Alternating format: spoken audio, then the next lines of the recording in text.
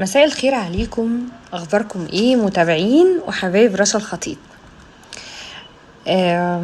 انا بصراحة النهاردة في موضوع مهم جدا لفت انتباهي وحبيت ان انا اتكلم معاكم فيه عن حياتنا اليومية اللي بقت عبارة عن حاجة قاعدين نلف مفرمة. احنا بقت الحياة بالنسبة لنا عبارة عن مفرمة.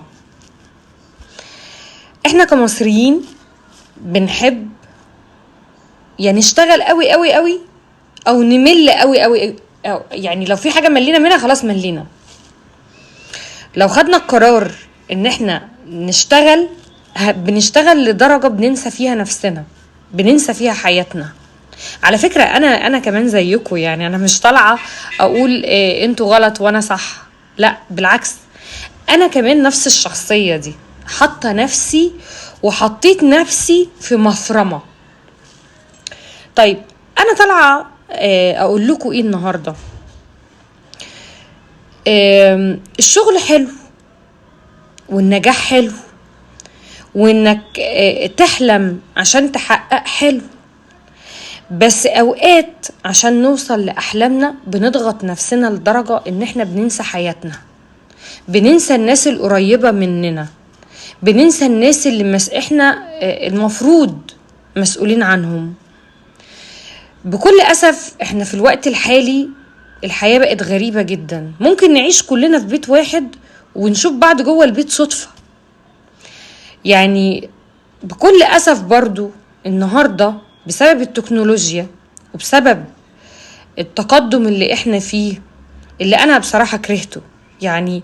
والفترة دي انا لاحظت حاجة، في ناس غيري بدأوا يشتاقوا كده للزمن الجميل ويعملوا فيديوهات كده ايام زمان لما الام والاب والاخوات قاعدين على ترابيزة واحدة وبياكلوا مع بعض وجايبين مسلسل في التلفزيون وكل الاسرة متجمعة بتتفرج على فيلم او مسلسل والناس بتتجمع مع بعض.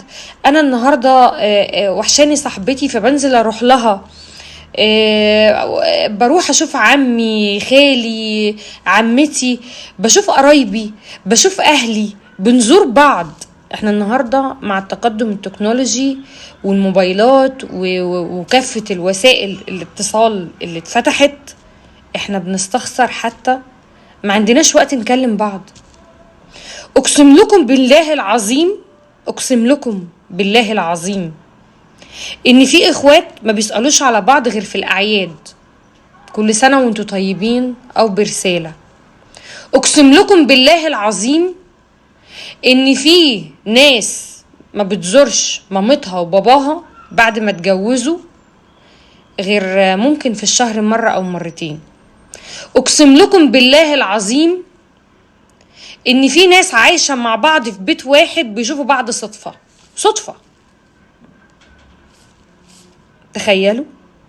تخيلوا ان احنا وصلنا للدرجة دي. تخيلوا ان التكنولوجيا عملت فينا ايه. تعرفوا بقى ان المواضيع دي موجودة في المجتمع العربي بس. هو في ايه يا رشا؟ هو انت كل ما هتتكلمي معانا هتقعدي تقولي المجتمع العربي والمجتمع الاوروبي؟ اصل انا بلاحظ ان الناس دي عندها التكنولوجيا دي وصلت لهم قبلنا وعندهم تقدم قبلنا، بس في عندهم عادات وتقاليد متمسكين بيها ما غيروهاش وما علينا منهم. انا بتكلم في المجتمع بتاعي، المجتمع العربي. ليه ما نرجعش نسأل على بعض تاني؟ تعرفوا ان في ناس ممكن تبقى موجودة في حياتنا واحنا مش حاسين بيهم. تعرفي اختك ولا اخوكي اللي انت مبتسأليش عليه ممكن تكون تلاجته فاضية او بيمر بظروف نفسية صعبة او عنده مشاكل، او ليه احنا بقينا قافلين على حياتنا ما بنحسش ببعض؟ انا عاجبني جدا في بعض من الاسر والعائلات في الاقاليم، مش بتكلم العائلات الريف لا، في عائلات كبيرة في الأقاليم ما زالوا متمسكين بالترابط الأسري ودي حاجة بتسعدني قوي، ببقى فرحانة بيهم قوي. يعني في مازال جد وجدة فاردين على ولادهم انه كل اسبوع ويك اند يجمعوا عيالهم واحفادهم. طبعا الحياة بقت يعني كتير ومتطلبات كتير وشغلنا بقى كتير، وناس بتخرج من صباحية ربنا بترجع بالليل بتبقى مدغدغة مش قادرة. مفيش مشكلة، شوفوا شغلكم، شوفوا حياتكم، بس نسأل على بعض بالتليفون. هي كارثة بقى. احنا كلنا كده بنبتدي نصحى من الوعكة اللي احنا بنمر بيها دي بعد فترة. يعني كلنا بيبقى عندنا حماس، ودي طبيعة الدنيا وطبيعة الحماس، وبنشتغل وبنجري وبنصحى من الصبح، بنرجع بالليل ناكل. لو هنقعد مع ولادنا 5 دقايق 10 دقايق، وتقعد مع وكل واحدة اللي تشوف جوزها واللي يشوف مراته ومش عارفة ايه، وبعد كده بننام وبنصحى نجري على شغلنا والمفرمة. تسألوا حد منهم طب كلمت مامتك وباباك النهاردة؟ طب كلمت اختك؟ كلمت اخوك؟ لا ما كلمتهمش، اصل انا الوقت وبرجع بالليل. طب معلش يعني احنا مش في وقت بندخل سوري في التواليت؟ يعني وانت داخل التواليت تاخد شاور، او انت داخل اعتبر نفسك داخل التواليت، يعني هي المكالمة مش تاخد منك دقيقة او هتاخد منك دقيقة، وطمني على اختك او اخوكي. وبعدين في ناس عندها منطق، اشمعنى هو ما بيسألش عليا ولا هي ما بتسألش عليا؟ حتى لما بيسألوش عليكوا انتوا من كتر ما انتوا هتتصلوا بيهم هتعودوهم فيما بعد، هتلفتوا انتباههم ان انتوا موجودين. احنا لو استسلمنا ان هو ما بيسألش وهي ما بتسألش، فانا هعمل نفس الطبع.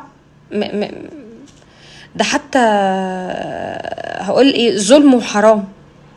تعرفوا احنا لو صلينا وزكينا وعملنا كل خيرات الدنيا، وهقول لكم ايه، ما سبتش حاجة ما عملتهاش مثلا حلوة، بس انت قاطع صلة رحم، ما بتسألش على اخواتك ولا اهلك ولا معارفك، عارفين ده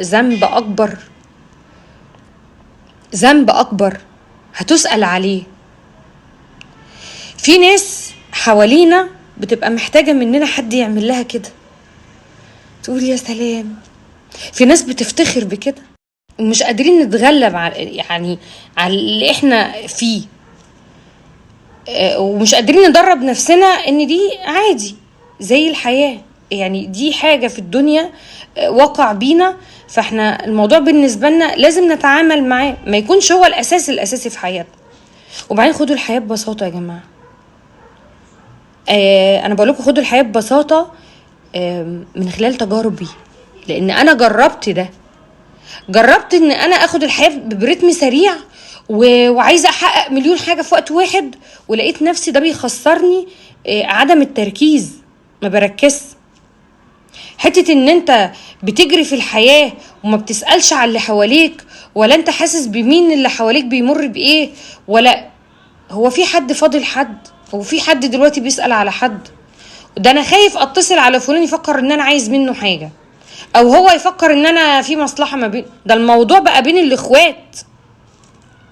بقولكوا غلط، غيروا المبدأ. فاللي هو احنا الجيل المحترم اللي بنسأل على اهالينا. انا عايزه اقول لكم اولادنا يعني احنا ربيناهم في المجتمع بتاعنا، يعني انت الله نفسك باسلوب تربيه. طبعا انا بعدين هعمل يعني هتكلم معاكم في الموضوع ده يعني منفصل عن اللي انا اقصده النهارده. حلقه النهارده اسمها عايزين نرجع الى رشدنا. والله عايزين نفتكر كده ان في ناس حواليك، في ناس حوالينا. في بعض الستات في عنصر بقى كده، ودي برضو ده محتاج موضوع اتكلم فيه.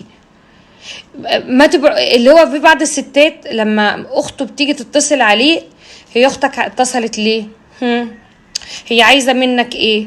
ده قصة كبيرة انا هقعد اتكلم فيها. والعكس صحيح، لما واحد يلاقي اخو مراته بيتصل بيها، فهو اخوكي عايز ايه؟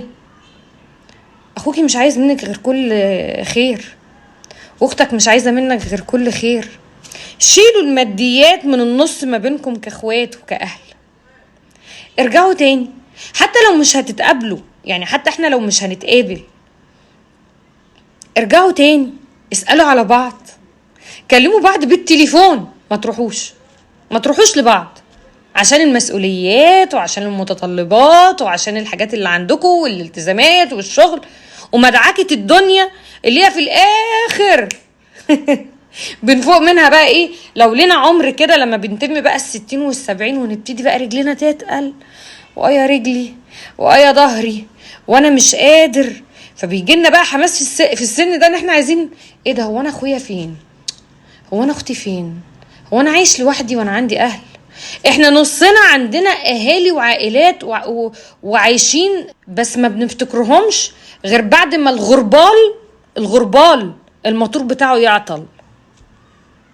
طيب عشت حياتي كلها على مدار 40-50 سنة بجري وبسافر وبروح وباجي وبجمع فلوس، وبدل الشغلانة 2، ما بديش لنفسي راحة ولا جسمي راحة. جسمنا اللي هو عبارة عن ماشين، ما احنا جسمنا ده ربنا خلق فيه أجهزة، الأجهزة دي واجب عليك تريحها، يعني اللي هو اشتغل بس بهدوء، لأنك في الآخر الأجهزة دي هتتعب. تيجي تلاحظ ايه، ان بني ادم قضى عمره حياته كله في شبابه في مطحنة وغربال، بيخرج منها ايه؟ سكر، ضغط، قلب، كبد، ضغط، مش عارفة ايه، نتيجة الغربال. فلو انا عايزة بقوله لكم تعالوا نطلع مع بعض برا الغربال ونبتدي كلنا رحلة حلوة. ابتدي من عندك انت الاول، هتلاقي اللي حواليك بيبتدوا معاك نفس الرحلة. ابتدي ارفع التليفون، شوف مين فينا ما عندوش اهل، مين فينا ما عندهوش. لو ما عندكش اخوات فانت عندك خال عم، لو ما عندكش خال عم عندك خالات، لو ما عندكش خالات عندك جيرانك، ما عندكش جيران شوف اصدقائك، لو ما عندكش اصدقاء يا سيدي شوف عيلتك، شوف بس اسأل على اللي حواليك، اسألوا على بعض، خلوا فيه حياة ودية. انا في حاجات بعملها، في ناس بيقولوا يعني هي المفروض هي، يعني انا دايما بتكلم سوري مش بعملها، في حاجات بتكلم عنها الناس يقولوا لي محدش بيعمل كده. طب وليه ما نعملش كده؟ ليه ما نقدمش لبعض الخير ونسأل على بعض ونقف جنب بعض بدون ما التاني يستنى؟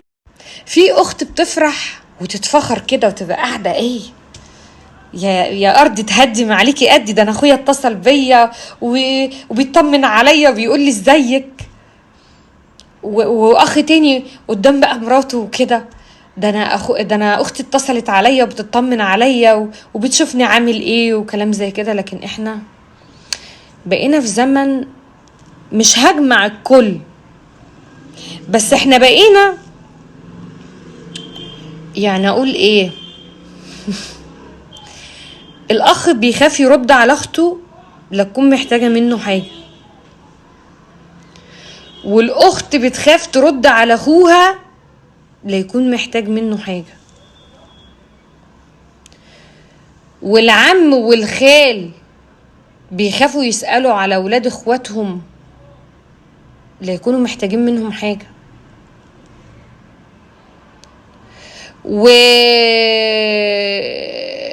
والاولاد لما بيتجوزوا كل واحد بينفصل بعيد عن امه وابوه، بيخاف يروح لامه وابوه زيارات عشان ما يلتزمش بمتطلبات امه وابوه. انا مش بجمع، انا بقول بعض الناس. فاللي عايزه اقوله، انا قابلت نماذج زي كده كتير وسمعت نماذج زي كده وشفت المشاكل دي.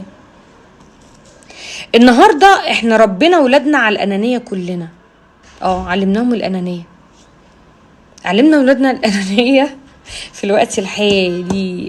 على فكرة الجيل اللي هو بقى بتاع ولادنا احنا كلنا ربناهم على الأنانية.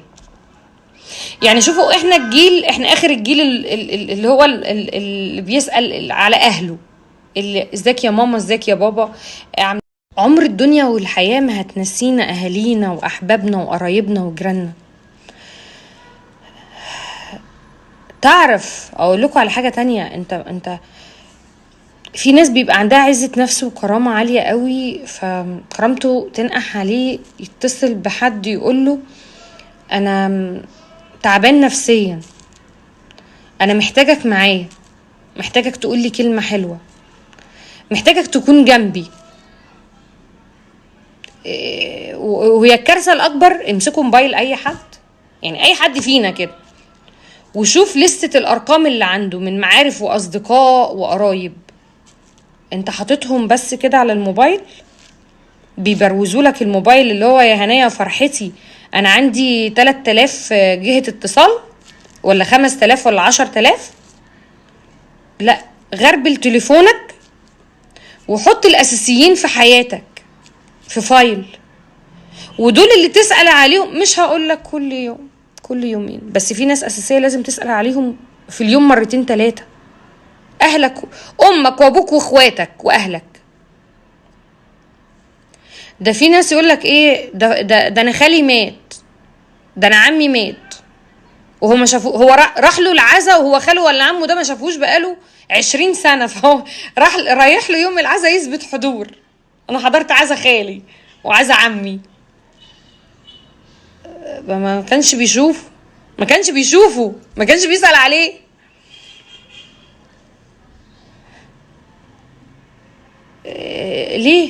ليه نوصل لكده؟ عايزين نغير من نفسنا، ما نخليش التكنولوجيا تاخدنا في سكة اللي يروح فيها ما يعرفش يرجع تاني، اللي يروح ما يرجعش زي ما بيقولوا يعني. ولا اهل ولا صحاب، والشغل خلص، ولان انا خلاص طاقة الشغل عندي خلاص بقى، ما احنا في الموتور بيعطل، فما عنديش، مش هقدر اعمل يعني الطاقة اللي انا كنت ببذلها، فعايزة ارتاح، بس عايزة ارتاح وناس معايا. اجي ادور بقى على الناس اللي كانوا بيدوروا عليا، او المفروض الناس اللي انا كنت ادور عليهم، فمعظم الناس دي باجي ابحث عليها، الاقي الناس دي في منها مات، وفي منها انساني، وفي منها ما بقاش متقبلني وقال عليا انانيه وكده. فقلت ايه ده، انا ازاي كده؟ لا، في ناس لازم اسال عليهم، حتى لو هما ما بيسالوش عليا، بس هرفع التليفون واكلمهم. في ناس لو محتاجين مني مساعده، اشوف امكانياتي ايه اللي اقدر اساعد فيها واساعدهم. فانا طالعه اقول عايزين نرجع لزمان، مش بالاغاني، مش نرجع نسمع اغاني زمان ونحط صور يا سلام لمة العيلة، ونحط صورة كوكاكولا زمان ولوليتا والجو وكابتن ماجد، ونقول يا انا صحيت من النوم، انا كل اللي فاكره زي في فيديوهات منتشرة دلوقتي على التيك توك، انا بيقول فيه ايه بقى، انا صحيت من النوم كل اللي فاكره ان انا صحيت من النوم لقيت طلبت من امي تحضر لي الاكل، وجايب بقى مامته وهي البوتاجازات بتاعت زمان وكابتن ماجد شغال، وفجأة صحيت لقيت نفسي في دنيا تانية خالص، ناس وحياة.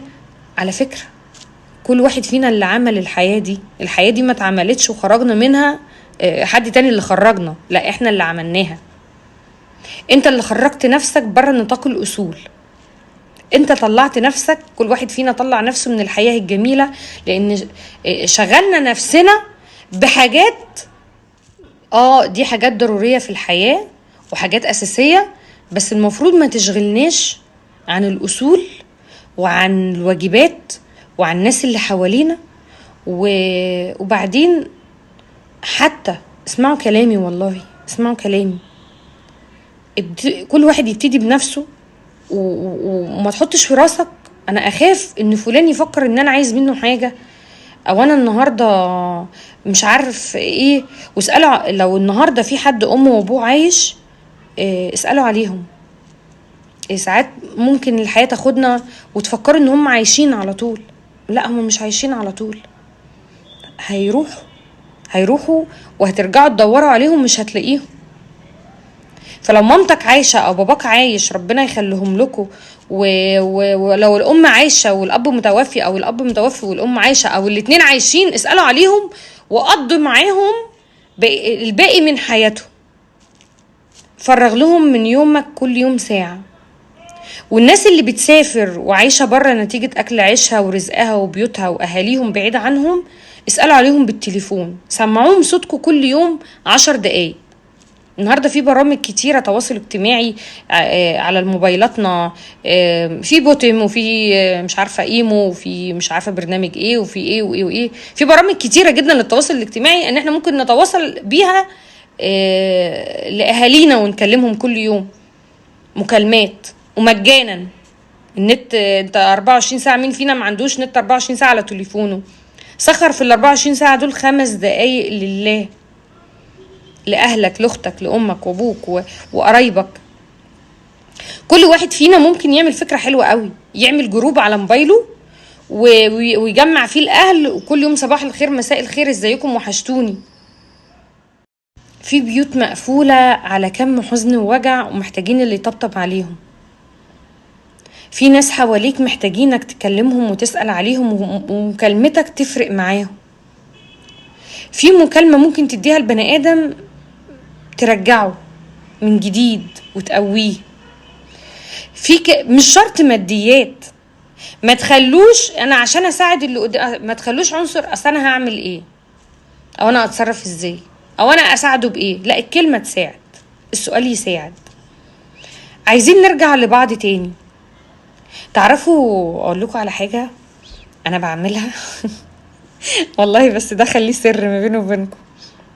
تعرفوا اوقات انا قاعدة في البيت بس انا كده هيعرفوا اللي انا بعمله فيهم. لما بحس كده ان انا نفسي اجمع الناس اللي حواليا، بقطع الكهرباء وبفصل النت. ده سر، انا بقى اعتراف، بس السر ده ليكوا انتوا بس، انا مش هقول لهم عليه. ببقى نفسي يتجمعوا حواليا واشوفهم، لان النت والتكنولوجيا خدهم، بقى كل واحد منعزل. علشان نتجمع تاني او نتجمع على طول، فلقيت ده صعب. ايه ده؟ فالحل الوحيد افصلوا الكهرباء وافصلوا النت عشان تتجمعوا. وحطوا روتين لكل ام وكل اب، حطوا روتين في بيتكم. علموا ولادكم من دلوقتي ان في حاجة اسمها مهما يحصل وتقدم وتكنولوجيا رغم الشغل ورغم مدعكة الحياة. لان هم بقى تخيلوا احنا دلوقتي عاملين كده، هم داخلين على حياة اصعب. فالحياة الأصعب اللي هم هيدخلوا عليها ايه اللي هيحصل؟ لما من دلوقتي مش بنسأل على بعض وعايشين في الدنيا كده، بنتقابل كل فين وفين وبنقول مش قادرين عصبتوني والله من كتر اللي بشوفه من ظلم لأهالي البعض وإخوات لبعض، ووجع وألم بجد وافترى. واحنا كده فاهمين الدين صح؟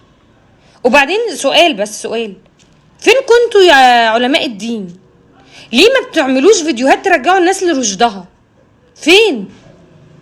دورنا كإعلاميين ماشي نتكلم، بس عايزاكم انتوا تطلعوا بلغة الدين. اتكلموا، قولوا، اسألوا على بعض. الإخوات، الحياة مش بس مفرمة فلوس وتجميع فلوس وقاعد اخد من هنا واخد من هنا واخد من هنا، وناسي نفسي وناسي الناس اللي حواليا. ده في ناس ما بتزورش اهاليها بقول لكم في الاعياد، ده لو افتكروهم. في ناس ما بتكلمش اهاليهم غير في المناسبات. في ناس قاعدين في بيوت دلوقتي مع بعض مش موجودين مع بعض، كل واحد في، ولا بيبقوا قاعدين مع بعض كل واحد سرحان في التليفون، وكل واحد ماسك تليفونه وفي حتة تانية خالص. ليه وصلنا لده؟ ليه؟ هي دي التكنولوجيا؟ مش عايزينها. هي دي التكنولوجيا؟ رافضينها، ارفضوها. غيروا نطاق حياتكم عشان ما نندمش، احنا بنضيع. ابدأوا بيكو، ابدأوا بنفسكم. كل واحد فينا يبدأ بنفسه، ملوش علاقة، ما يرميش اللوم يقول لما التاني يبتدي الأول. لا، ابتدوا انتوا الأول وخلوا عيالكم يشوفوا انتوا بتعملوا ايه علشان ياخدوا نفس المنهج ويمشوا عليه. عمر الدنيا والحياة الاخوات، ارجعوا تاني اخوات، حبوا بعض من جديد واسألوا على بعض. شيل من راسك وشيلي من راسك انا اخويا ولا اختي عايزني او بيسأل عليا عشان خاطر هو عايز مني خدمة. شيلوها من بعض وربوا ولاد بعض. يعني انا فاكرة زمان انا لما كنت وانا صغيرة كان مثلا بابايا كان بيبقى مسافر، فكان عمي لما انا اعمل حاجة فعمي يتدخل، عمي يضربني ويعاقبني وهو عنده عياله، فانا عمي ويقول لي لا لانه بديل بابايا، عمتي تتدخل.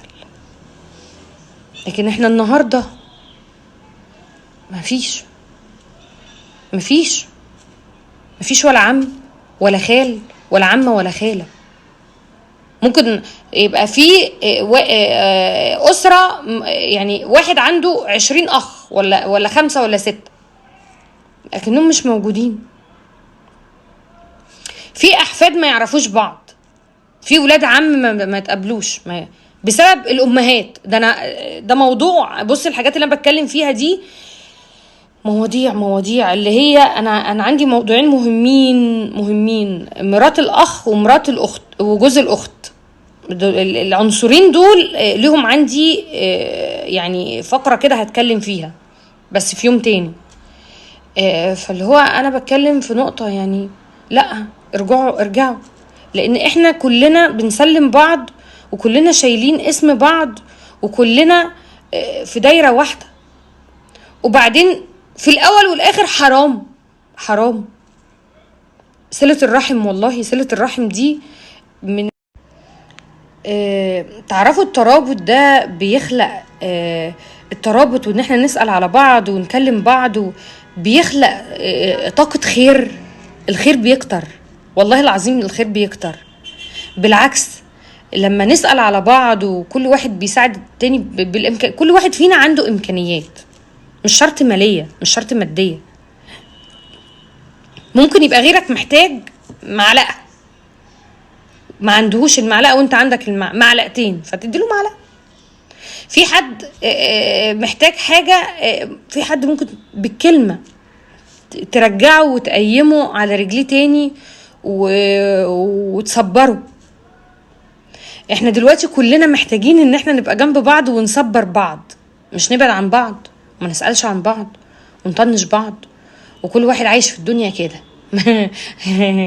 مثلا ايه ده اخويا ما شفتوش بقالي 5-6 شهور، اصل انا مشغول انا مطحون. طب كلمت اخوك اخر مره كلمت اخوك امتى؟ مش فاكر. ولا اخوي يتصل عليه انا في اجتماع انا مشغول اصل انا كنت نايم. ولا اختك ايه يا جماعه، ولا مامتك ايه ماما انا بس في شغل اخلص واكلمك. هو ايه ده؟ ايه ده؟ ارجعوا الى رشدكم. عايزين نرجع تاني، ارجعوا تاني وكل واحد فينا يبتدي بنفسه. والله اقول لكم العيب ده كان فيا على فكره نتيجه حاجات كتيره بقى. كان عندي نتيجه ضغط وولادي وشغلي ومشاكل لقيت في الاخر هي في الاخر على فكره كل حاجه عندنا في حياتنا هتخلص. العيال اللي احنا شغالين نفسنا عشانهم هيكبروا ويتجوزوا وهيتشغلوا عننا. الشغل اللي انا طحنا نفسي عشانه بكره اكبر واطلع معاش وهبقى ما عنديش حاجه، فهلاقي نفسي في ممكن باقل حاجه نسال على بعض. انت مش مطلوب منك، احنا بنصرف ممكن مبالغ في حاجات عبيطه وحاجات هايفه وحاجات كده ملهاش لازمه في حياتنا. بس صدقوني لو اتغيرتوا هتحسوا بالفرق وهتحسوا بحاجات كتيره قوي حلوه. والترابط الاسري ده بيدي طاقه ايجابيه وبيدي طاقه كده جميله قوي جميله. الترابط الاسري بيساعدنا ان احنا نعيش برضا. لما تقف قدام ربنا تبقى انت مكمل كل اللي عليك. انت مش مطلوب منك تصلي وتزكي بس، لا. فارجوكم الرجوع نرجع كلنا كده للمبدأ الصح في حياتنا. اسألوا على بعض، حبوا بعض، اتمنوا لبعض الخير، بلاش سوء الظن. يعني ما تظنوش في بعض شيء سيء، بالعكس خلي دايما حسن الظن عندك انت اولا عشان تديه للي قدامك. ولو اللي قدامك مش مهتم بيك النهارده، صدقوني لو ابتديت مع مرة هتلفت انتباهه، فهيسأل عليك وهيبادلك نفس التبادل. تمام؟ بحبكم قوي والى اللقاء.